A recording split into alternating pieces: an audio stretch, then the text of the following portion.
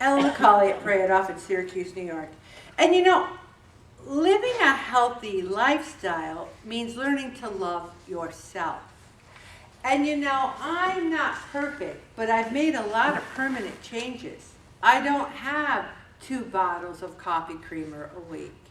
I haven't had fast food in 15 years. I don't eat bread because I don't eat bread because it makes me fat. I love bread. I would eat bread. I'd have a loaf sitting here eating it while I'm talking to you if I could. But it doesn't like me. The thing is, in order to live life to the fullest, we have to be the healthiest. Everyone in this room is getting older. Some by, maybe you're in your 40s, you're going into your, no matter how old you are, you're getting older. We all are, because we're alive. And it's funny, because my sister said to me, she's 2 years younger than me, and I'm 68 and she's 66, and she goes, the way I figure it, we only got 20 good years left. That means you only have 18. And I'm like, whoa, when you put it like that, I'll be 88 in 20 years.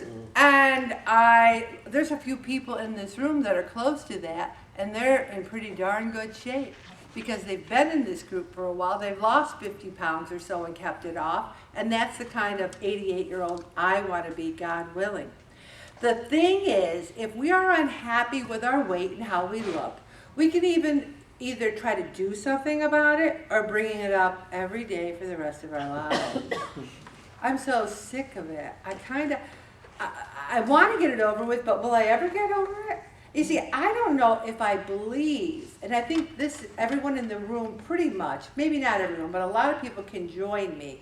Do we believe we can get to a goal weight and stay there and keep it and maintain? Do we believe that? I don't know if I believe that. And each day is a journey towards that belief. And I always say the proof is in the low-fat pudding. Because the closer you get to maintaining and keeping it, the more believable it is. If Mary has lost 134 pounds, and she keeps it off, keeps it off, keeps it off, keeps it off, she believes it. If other people have lost 50 pounds and kept it off, kept it off, kept it off, they believe it. I don't weigh 371. There hasn't been a decade of my life practically that I wasn't in the 300s. I haven't been in the 300s in 15 years. So that's a journey. Perfection is impossible because everyone has a different idea of what perfection is. What is perfection? I might have some weight to lose. And what my mother always said? Because we were always chunky. She'd say, put on a lot of makeup, do your hair, wear jewelry, and look nice, and they won't notice you got a couple of pounds to lose. And back in the day, she would say, and show a little cleavage. But now I don't really want to show cleavage, but it really worked back in the 70s, I'll tell you. So the thing is, you're not looking that you're a little chunky when you're going about making yourself look a little better. So, skinny doesn't mean healthy. I have seen very, very thin people that are frail, that are not healthy. We are trying to be healthy, not skinny. We need to love ourselves and try to be healthy. We need to learn self-esteem, learn how to take compliments. When I say to you, and I don't think there's anyone in this group that ever gets their hair done that I don't notice. Hey, you got your hair done, it looks great. Because I look at you. We got to look at each other, okay? So, how do you know you have low self-esteem?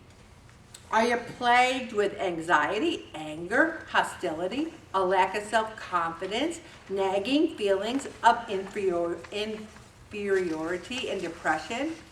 Well, that means you might have low self-esteem. I am an oxymoron. I can stand in front of you and talk the talk. I have very low self-esteem. Very low self-esteem. I always did. And I get a great deal of my self-esteem bolstered by saying to Bob, did I do okay? Is everything okay? How did I look? Is everything all right? and then he puts up with it. And the thing is, that's the benefit of being married, because you can say, did I say anything wrong? Was I okay? Was I good at the party? Did I make anyone mad? Am I all right? And he just puts up with it and answers all my questions. But that comes, I need to say, that was a darn good pray-it-off meeting. I think I was right on target. I think I helped some people. I'm learning to get to that point, but my self-esteem has never been really, really high. Low self-esteem is very much associated to weight. The food makes you feel better. Poor Ellen. Have a hot fudge sundae. It'll make you feel so much better. And it kind of does. For a while. And then you come in, you get on the scale, and then it's the cycle. You eat a sundae, you weigh in, you hate yourself. You go through the week, everything's going good, something happens, you eat a sundae, you hate yourself. We just need to break that cycle. So we need to talk to ourselves. We need to have these affirmations like, I want to get healthy for life. I want to be a healthy 88-year-old. I don't want anyone wheeling me around in a wheelchair. I don't want to live in assisted living or skilled nursing. If you want to take care of yourself, go visit a nursing home. And I can go to a nursing home now, and a lot of people are younger than us there. People think they're 90s and something, not necessarily. So you want to take care of yourself, go to a nursing home. But you know what's so funny? You have to have goals. I'm the queen of goals. I have goals about everything. I love goals. But you got to have action towards achieving those goals, and you have to constantly be modifying them. So many times I say to people, what are your goals? And they're like, huh? Goals? Do you want to, pick 10 pounds as a goal? Do you want to pick increased exercise? You gotta have some sort of goals. Otherwise, we're just going to the motions. It's the same thing when back in the 80s and 90s, we'd go to Weight Watchers and you'd leave the meeting and you'd go, the Ponderosa and have the buffet. Remember back in the day? Oh, wait, you're doing that after the meeting tonight? Okay. The thing is, there's so many things that we think we're going to put on hold till we get to our goal weight. I'm going to go on vacation, but I'm going to wait till I can get in that bathing suit. Or I'm going to clean out my closet, but I'm going to wait till I can figure out what exactly size I'm going to stay in. But you know what? We need to take that list and start working on it now.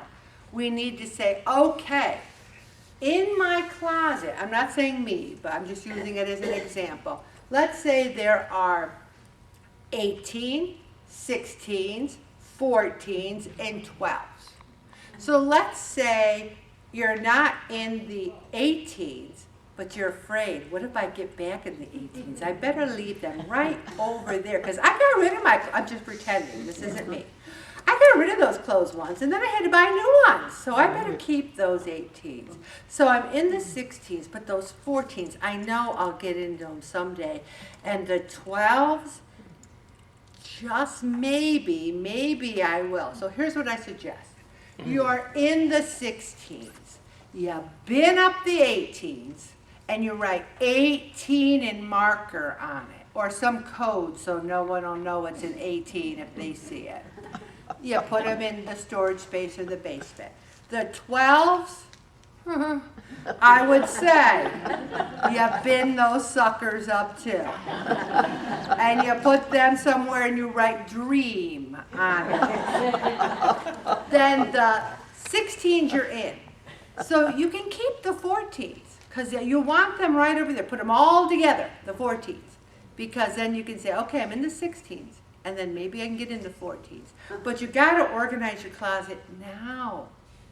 You can't be having all these sizes interspersed. It's a mess.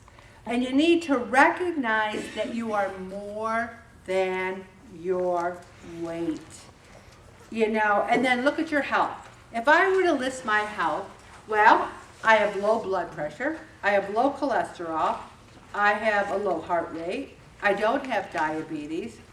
I take no medications. I exercise every day. Does that sound healthy? Yeah. I think so. Do I want to still lose weight? Absolutely. But just because I have weight to lose does not mean I'm not healthy. Wrap yourself around that. Okay. Unconditional self-love means we're not going to sabotage ourselves. Because I've seen so many people in this group sabotage themselves. You know, when you weigh 200 pounds, do you think you're going to be a different person when you're 140? Are you going to say, you know, I knew Ellen when she weighed 370, and now that she weighs 180, I don't even know who she is. I think you're pretty much going to be a same person, but maybe less of you. So we need to choose our own power. And you know, find something you enjoy. We had spaghetti squash, and it was cooked so perfectly, and it was so delicious that I looked up all these spaghetti squash recipes because I want more of it, more of it, more of it. It was so good. So over the next few weeks, you're going to get a heck of a lot of spaghetti squash. And people are like, it's so hard to cook. No, it's not. It is so easy. And my beloved husband, Bob, not on the blog, but he volunteered to come up and give a little demonstration on how best to cook and prepare a spaghetti squash. And he's out there going, that's news to me, Ellen. We've never even talked about this. But I know in his mind he wants to do it. Also, I would like it. Also, we're going to name all the things we like about ourselves. You know, I can sit here and I can name a lot of things I like about myself. If I left here and went to heaven and God goes, you know, Ellen, you live this life, but there's 5 other people there. You want to pick one of them you want to be? I kind of like being Ellen McCauley. I don't like all the mistakes I've made. I don't like all the sins I've done. I don't like having some thin hair and flabby thighs. Maybe God will give me a little thicker hair and the last flabby thighs in heaven. But I still want to be Ellen McCauley. So we're what we have. Let's love ourselves, okay? And then depriving ourselves. We want to make sure we're not starving ourselves either. There's got to be a fine line between eating healthy and starving. I wish I could go into so much more of that article, but I'm going to stop there, Bob, and just talk one more quick article.